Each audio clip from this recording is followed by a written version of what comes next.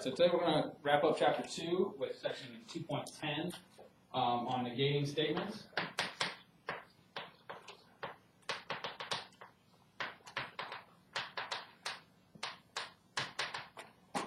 We've seen a couple of cases where we negated a statement. In particular, we have De Morgan's laws. They tell us, basically you can summarize De Morgan's laws is that if you take the negation of an and statement, you'll get an or statement. If you take the negation of an or statement, you should get an and statement. Okay, so you have those. So some other things to consider in 2.10. So the negation of P, I mean, that's what it's called. This is called the negation of P.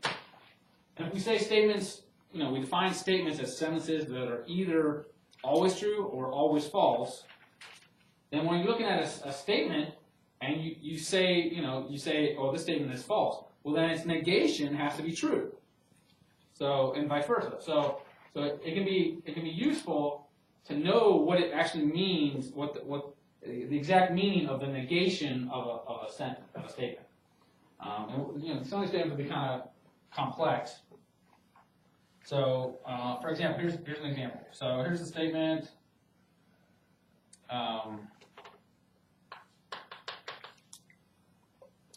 X and Y are odd. Okay. So one of the reasons why we study logic is that if we can translate statements into logic, then we're going to know exactly what the sentence means, and we can do things like take the negation of it, and we know exactly what we mean. Okay, so X and Y are odd. So this is an and statement. If you think about it, let me rewrite this as kind of like in symbolic notation. We're saying X is odd, and Y is odd. Okay. Right? So if I negate this, negate an and statement, I should get an or statement. So you remember De Morgan's law? It says, say I want to take the negation of this sentence. So I'm taking the negation of this and statement. What De Morgan's law says, if I negate P and Q, I get the negation of P or the negation of Q. So the negation of the sentence X and Y are odd is it is not the case that X is odd, or it is not the case that Y is odd. Well, what's a better way to say it is not the case that X is odd? Yeah, let's just say, how about that? X is even, or Y is even. So isn't that a better way to, it's an easy way. So that's the opposite, that's the negation of the sentence X and Y are odd. The negation of X and Y are odd is the sentence X is even or Y is even. So how would you say that X is even or Y is even, but not both? Well, they both could be even. The or means one or the other or both. So it's like, the negation of an and statement is an or statement, and so it could be the case that X and Y are both even. Okay. X is even or Y is even, or both. So is the sentence, would you say X or Y is even? If you translate it back into like English, is that the proper English? X or Y is even? You have to have both in there, wouldn't you? No, that's the opposite of. So these statements are all. So the negation of X and Y are even is the same as saying that X or Y. Sorry, the negation of X and Y are odd is the same as saying X or Y is even. Right. So it's not X or Y are even, right? It's X or Y is even. Yeah, My math has always been gooder than my English, but I'm pretty sure it's an is. Okay, any questions? No? All right. Let me do another example right here. How about this? Here's a sentence. Every integer is prime. Believe that statement? No. It's false, right? So the negation of it should be a true statement. So let's talk about the negation of this sentence. The negation, well, how about we write this in symbolic notation first? How would you write every integer is prime in symbolic notation? Yeah, you have an every, so every integer is n and z, right? So that's the phrase, that's how you translate, usually I translate every integer. Right? Okay, so every n and z. Well, what about n? N is prime, right? Okay, make sense? All right, so we all agree that this is a false statement. So every integer is prime. It's false. So the negation must be true, right? So let's look at the negation now of the sentence. The negation of this. This must be a true statement. So what does it? Yeah, what does it mean that it's not the case that every integer is prime? There exists an integer that's not prime? That's what Did you say? You said something else. I was going to say there exists an integer that isn't prime. There exists an integer that isn't prime? Does it make sense? Is that the same as saying it is not the case that every integer is prime? If it's not the case that every integer is prime, you're right. There has to be at least one integer that's not prime. So those are saying the same thing. So it is true that and if I said it is not the case that every integer is prime, I'm really saying something about some integers, or at least one. There should be some integer that is not prime. So if there exists an integer n, such that it is not the case that n is prime.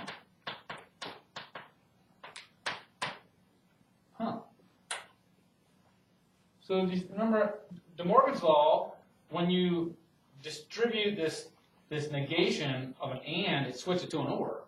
So the negation kind of, when you distribute it, it kind of toggles between and or. What we're going to see is that it toggles between the two quantifiers as well. When you move this negation symbol in, it's going to change the quantifier. It's going to switch the quantifier. If it's a for every, it's going to switch to there exists. If it was a there exists, it's going to switch it to for every. So if all goes to at least one. There exists, or depending on the sentence, one of those phrases will be better than the other. Will just sound better. But there exists. So you have the universal and then the existential quantifier. They switch. So if I saw this sentence, how would I rewrite that in English? I wouldn't say there exists an integer n such that it is not the case that n is prime. I mean, that's a literal translation, but what are we trying to say? Okay. Yeah. That's kind of this one. Not every integer is prime. That's one way of saying it. But this is saying some integer is not prime. Yeah. Like you put out. So are every integer either composite or prime? We know that every integer is either even or odd. The number 1 messes it up because 1 is not prime and 1 is not composite. But yeah, you're on the right track. So that's the idea, right? So in this case, I would still stick with the phrasing not prime. So I would say, how about some integers are not prime? Okay, that's one way to say it, but there's many other ways. Somebody said like not all integers are prime. That's kind of like this. But that's the same. If I said not all integers are prime, that's the same as saying some integers are not prime. Okay, or there exists an integer that is not prime. There exists an integer n, such that n is not prime. I mean, if you want to do a literal translation, you can, but this is probably a better way to say it. Any questions so far? So the negation of an and statement turns out to be, if you take this negation inside, it switches the quantifier. We'll do another example of that. I was gonna ask that. Yeah. Is like the negation of like a set, would it just be the set's complement? Well, if saying this, if saying x is not in a set, is the same as saying x is in the complement of that set. But you can't take the negation of a set, right? You can take the negation of a sentence. So if I said it's not the case that x is in S, that's the same as saying that x is in the complement of S. As long you have like you understand what the universal set is. Okay, here's another example. Here's a there exists statement.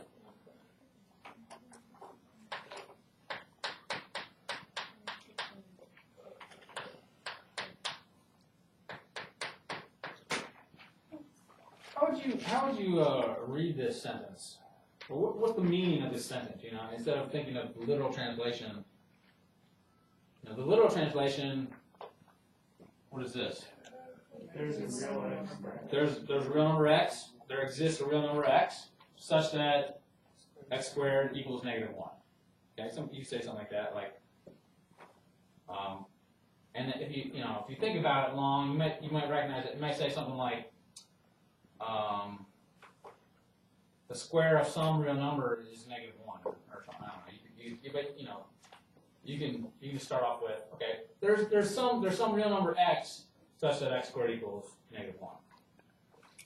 Okay. How about so the way I would kind of think of this is there's a real number whose square equals -1. I mean, in real world English, people don't usually define variables in their real sentences. So you often find the sentences that the book might use as like more English. They don't have variables like n or z or x. Okay, so let's take. There's a real number whose square equals -1. Is that true or false? False. It's false. There is a number whose square is -1, but it's not real. It's an imaginary number or a complex number. So this is a false statement. So let's take the negation of this. So the negation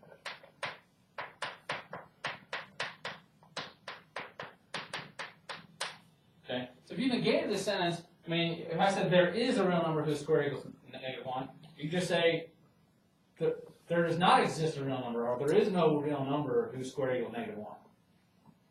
There is no real number whose square is -1. So if I'm saying there does not exist a real number with some characteristic, I'm really making a statement about all real numbers. I'm saying there's no real number that has some characteristic. So that's really a universal statement about all real numbers. So the negation of this there exists statement is actually equivalent to a statement about all real numbers.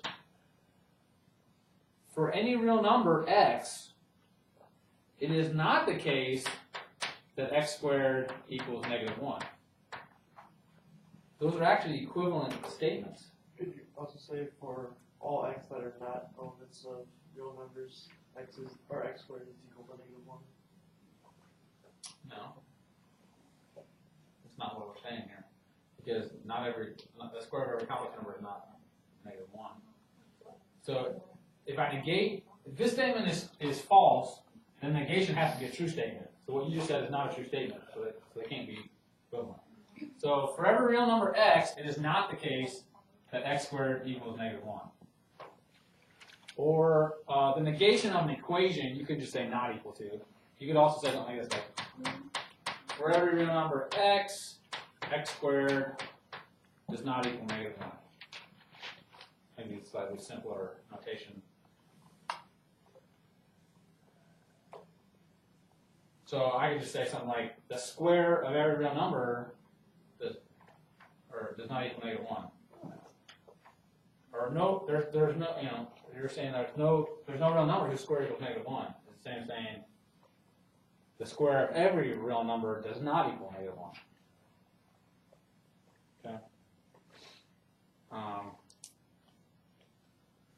Like that. square of every real number. Oh, how about n? The square of any real number does not equal -1.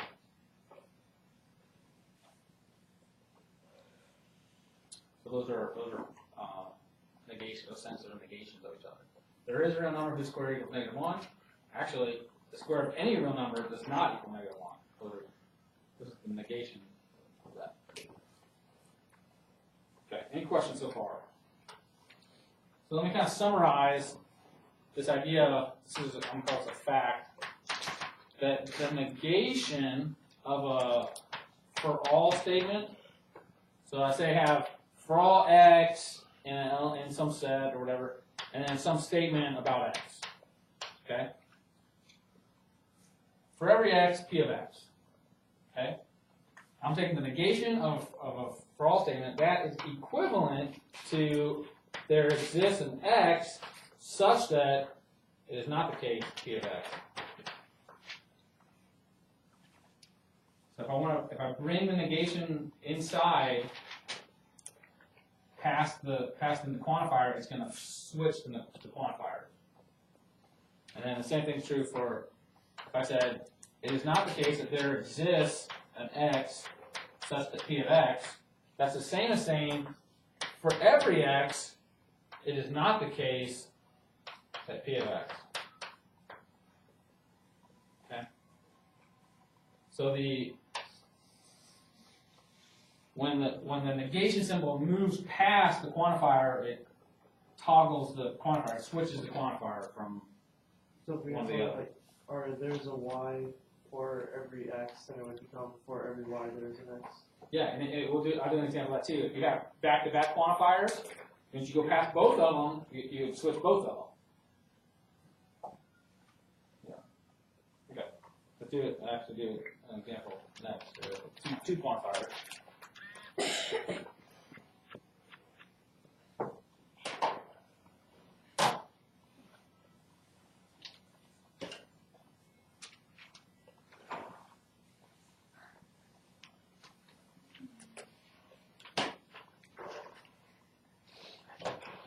Okay.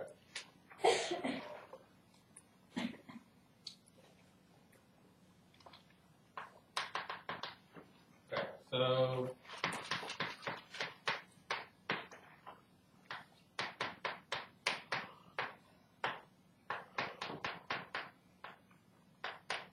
I think we may have looked at this statement already before when we combining quantifiers.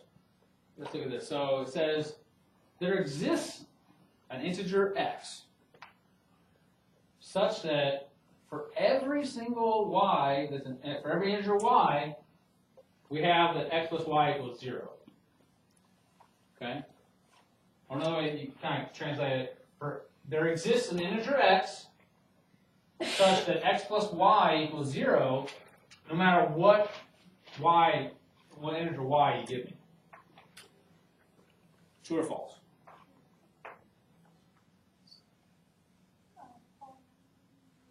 So can you find an integer, okay, x, that no matter what y you put here, the sum's always going to equal 0? False. It's false. What we're saying is there exists an x that works for every other integer that you choose. There's an x that if you add it to any other integer, you always get 0. That's not true. If I reverse this, so if I said for every integer x, I can find a y, there exists a y, such that x plus y equals 0. That's a true statement. But this one's false. Okay? There's no x that I can add to any other integer to equal 0. Okay. So if this is false, then the true statement would be the negation of this.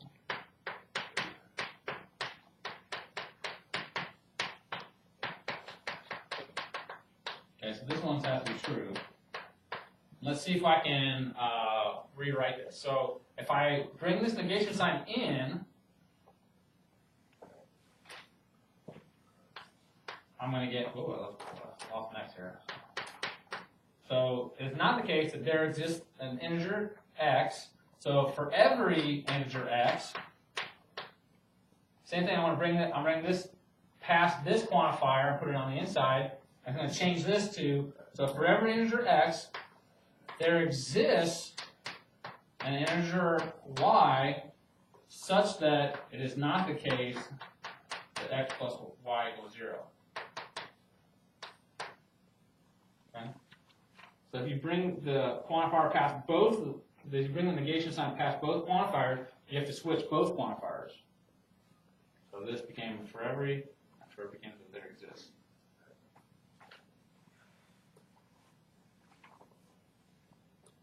Let me rewrite this one more time. For every integer x, there exists an integer y such that x plus y does not equal 0.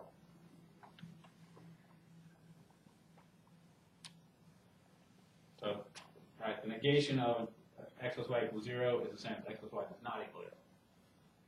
So this should be true. Let's convince ourselves this is true. For every integer x, okay? So no matter which x you start with, any integer, start with any integer, I can find there exists a y such that x plus y does not equal 0. You believe that? It's true. So no matter what x you give me, I can find a y so that the sum does not equal 0. Okay? All right.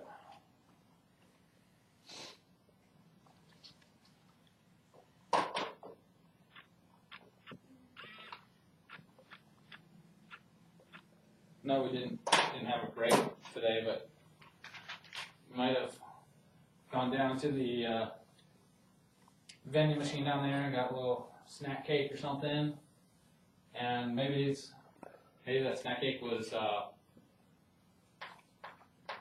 made by the Sara Lee company. You guys heard of Sara Lee? Snack cakes and different kinds of cooking things.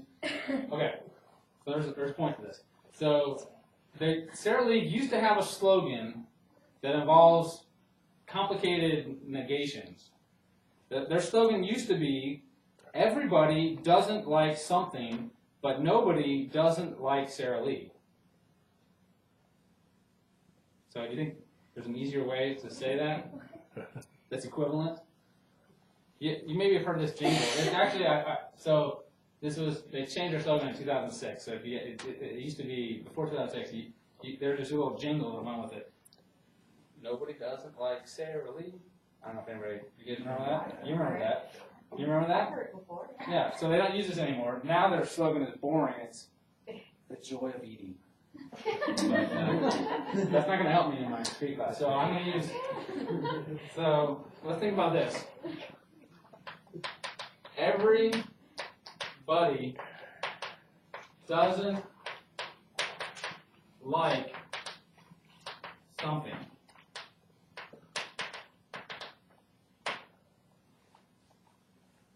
So there's two quantifiers here. There's an every and there's a sum. So this is like a two quantifier statement. All right, so I'm gonna rewrite this symbolically. U is going to be the universe of all people. V, that'll be the universe of all things. In this sentence, everybody doesn't like something. So how would you say everybody? For all, and I take an arbitrary element of U. So I'm going to call that, I'm going to say X. Okay? For every X in U, that's for every person, for everybody. All right. Everybody doesn't like something. There's something that exists that this person doesn't like. So for every person, there exists something, there exists some Y and V. So for every person, X, there exists a thing Y, such that it is not the case that X likes Y.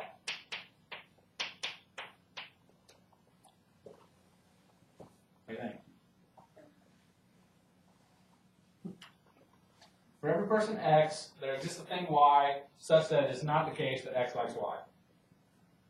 So everybody doesn't like something. So think about what we know about quantifiers. What if I took this negation and moved it back out? How could I also say this slogan? So if I move this back out, I got to do the, I got to switch these quantifiers. So there exists a person such that for everything Y, X likes Y. You put the negation sign out in front of that? So yeah, these statements are equivalent. So this statement equals this one. So I took the negation, instead of going to the right, I'm taking it back out. So how would you say this sentence, which is equivalent to everybody doesn't like something? So it's not true that someone likes everything. Okay, yeah. It is not true. It is not the case that someone likes everything. Another way of saying it is nobody likes everything. It's not the case that there exists a person, how about this? Nobody likes everything. Actually, so.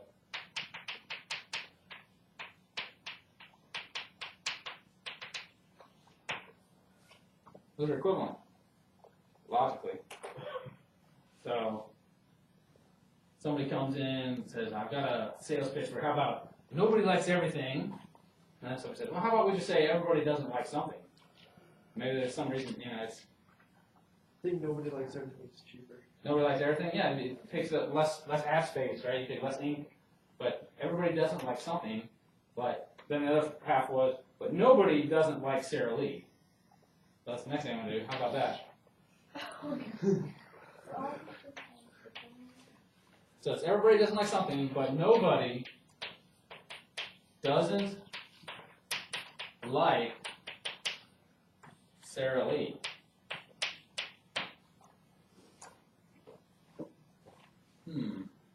So what is a logically equivalent way to say nobody doesn't like Sara Lee? Everybody likes everything. So Is that the same as saying everybody likes Sara Lee? You think? Well, let's prove it. Okay. you just bring it to There does not exist a person, so that's it is not the case that there exists a person, X, such that, so nobody doesn't like Sara Lee. So that is not the case that X likes Sara Lee.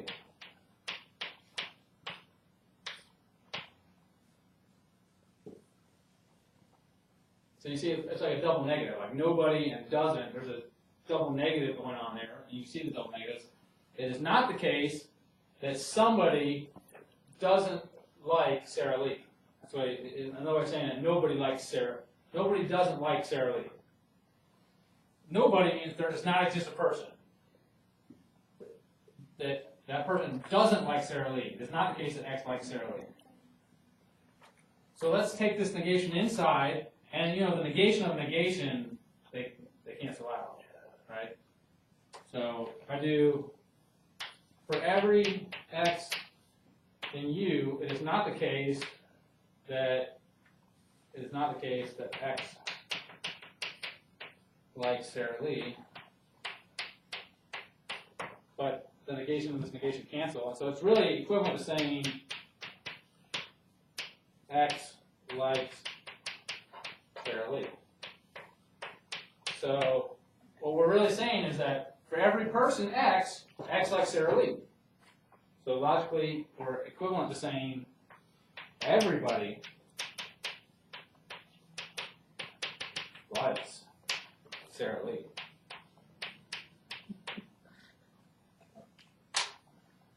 What do you like better?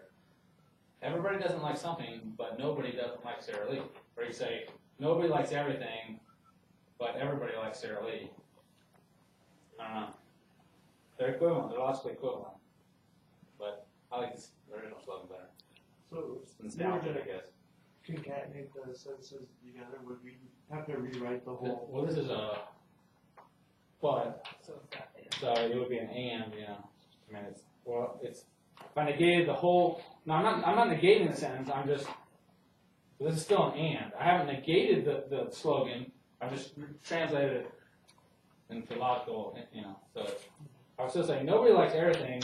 I would still probably say, but everybody likes Sarah Lee. Nobody likes everything, but everybody likes Sarah Lee. It's just more confusing, it seems like.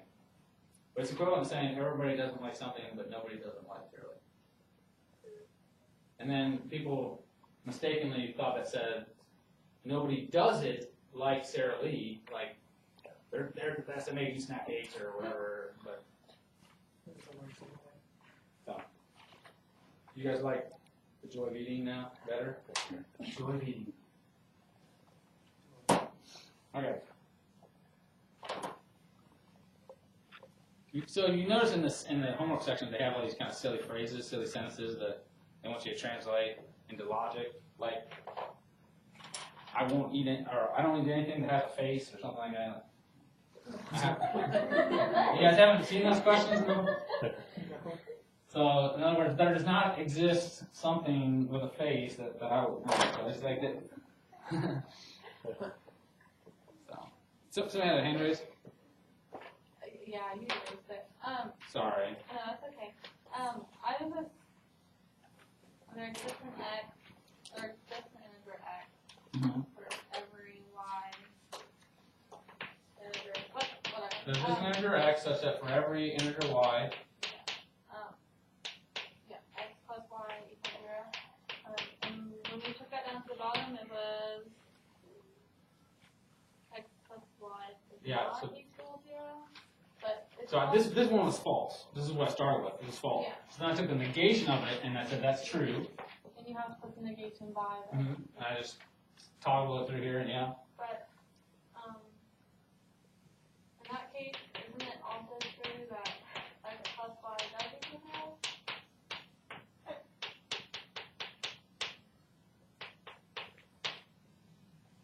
So for every integer x, there exists an integer y such that x plus y does not equal 0.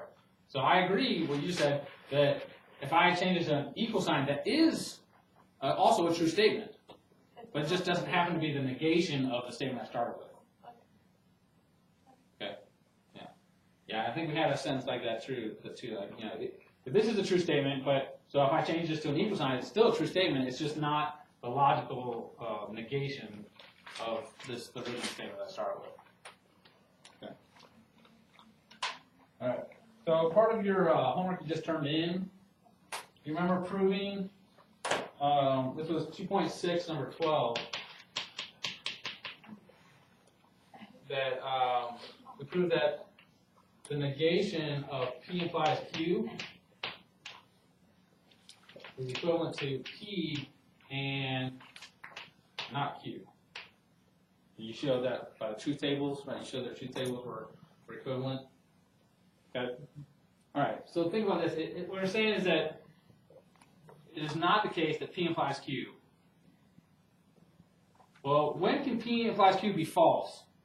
It's only false when P is true and Q is false. So therefore not Q is true.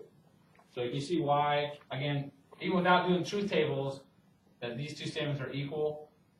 If we're saying it is not the case that P implies Q, that must mean that P is true and Q is false. So that's saying that P is true and not Q is true. Okay. So why am I stating this? Well, because if I want to take the negation of a conditional statement, I can rephrase it like this. Instead of saying it is not the case that P implies Q, I can say P and not Q. I'm going to give you an example. How about So would P implies Q be the same as not P and Q? what you're saying? So if not P or Q, what I say? Sorry, if I said you said it. Yeah, Sorry, basically. ask your question again. It said P implies Q P implies equal Q. Q, not P and Q. Equal to not P and Q. Is that what you're saying? Yeah, basically take, or wait, no, that would be, have to be a not P or Q. Yeah. Whatever.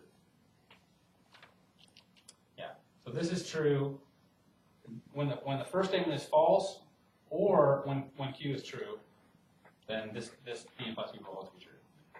And so if you took the negation of this would equal the negation of this. By De Morgan's law, that would be P and not Q. Okay. So we got it right. This P implies Q does equal not P or Q.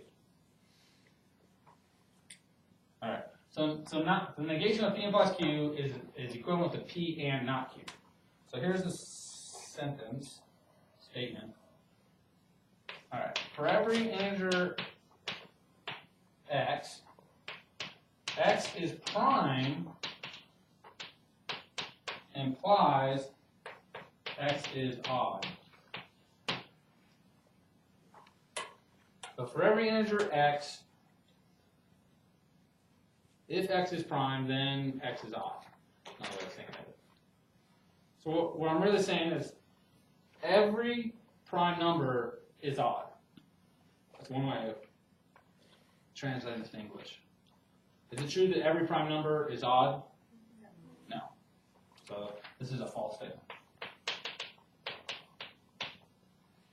Okay, so let's take the negation of this. So I'm just going to rewrite it with the negation symbol.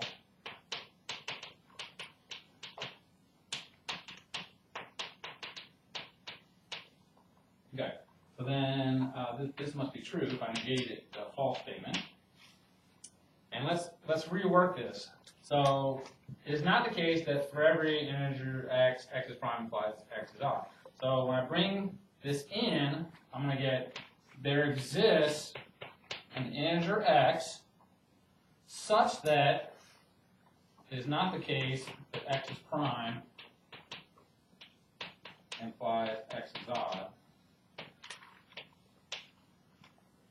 But we just said that the negation of P implies Q is equivalent to P and not Q. So let me rewrite that. There exists an integer x such that, so not P, I'm sorry, P, so I'll rewrite this, P and then the negation of Q. So there exists an integer x such that x is prime and what? So this is P and not Q. Yeah, the negation of x is odd. What's a better way to say it is not true that x is odd?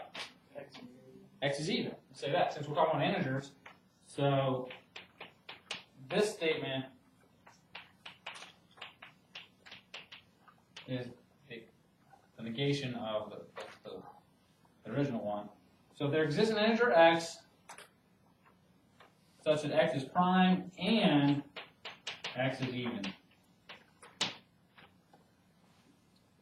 Okay. So every prime number is odd. That's false because there's an integer that's prime and even. Right? There's a prime number that is also even. Another way of thinking of it. Okay. So saying that it is not the case that x is prime implies x is odd, the same as saying there is an x that is prime and even. How about more examples of this?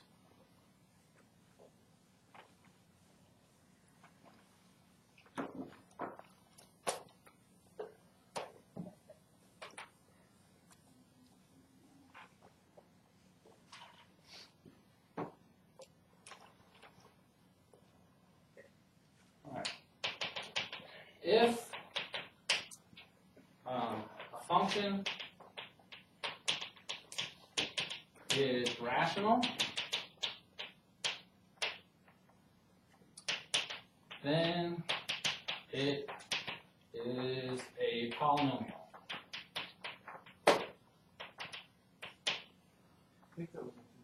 Yeah, it's something related to a homework problem. So a rational function, by definition, is a polynomial divided by a polynomial. Okay, so think about that. So if a function, if it looks like a polynomial divided by a polynomial, does that make it a polynomial?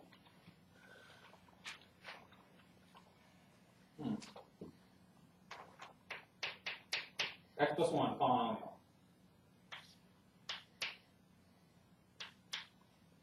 X plus 2 is a polynomial. If I define a function like this is a rational function. Is this function a polynomial function? No. This does not look like just the thing that's on the top or just the thing that's on the bottom. It's not like powers of x's, adding powers of x's. So this is a rational function, but it's not a polynomial. So the original statement, this is actually a false statement. Okay, if you think back, when I say an if-then statement like this, it's really a universal statement. We're saying for every function, if that function is rational, then that function is a polynomial. Okay, so it's really a for all functions. Okay, so for all functions, if a function is rational, then it is a polynomial. That's false. Okay, so the negation.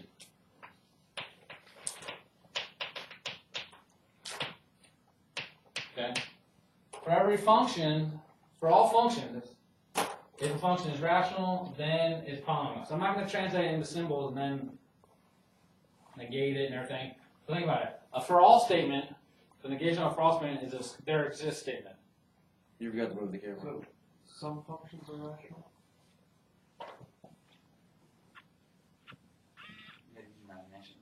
Okay, so we said for all functions, if a function is rational, then it's a polynomial. That's a false statement. So the negation of this sentence is a for all statement. So the negation would be a there exists statement. So I proved it. I proved it with an example. There exists a function that is rational and not a polynomial. That's P and not Q. Okay? So there is a polynomial, there is a function that is rational and not a polynomial. So that the negation would be true. And I gave an example, f of x equals x plus 1 divided by x plus 2. Here is a function that is rational and is not a polynomial. Okay. So if a function is rational, then it's a polynomial. The negation would be there is a function that is rational and not a polynomial. If P then Q, this is P and not Q. Okay? Any questions?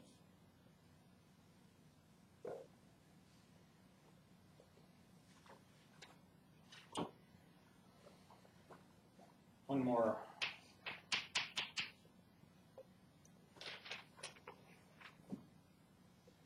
Okay, so we're going to assume we're talking about for all integers x. Okay? If x is divisible by 4, then x is divisible by 8. If x is divisible by 4, then x is divisible by 8. True or false?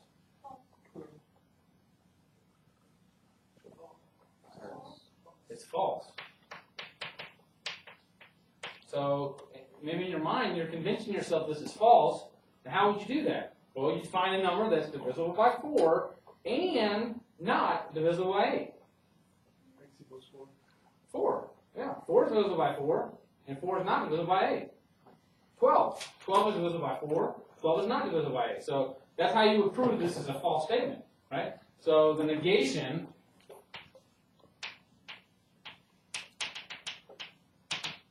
so there exists an integer z. I might just write it out. There is an integer. I kind of want to just keep the English here. There's an integer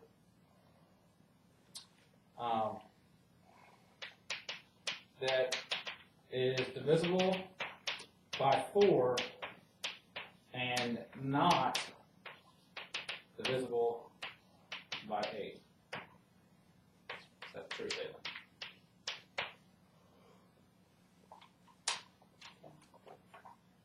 Any questions?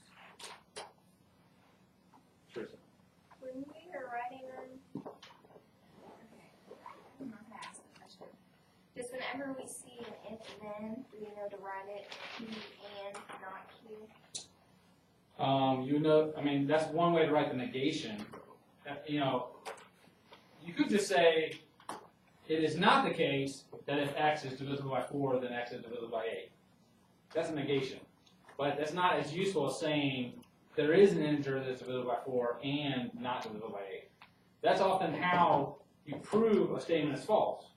If I wanted to prove this was false, what would I do? Well, I'd find a number that's divisible by 4 and not divisible by 8.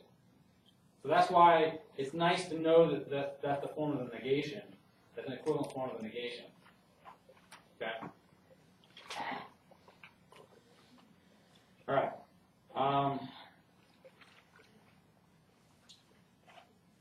That is all I'm doing from 2.10. Now I did not assign a homework problem because I wanted to give you guys time. We got plenty of time here to look at the problems from chapter 2. Now, very few of you have this book with you, right? Is that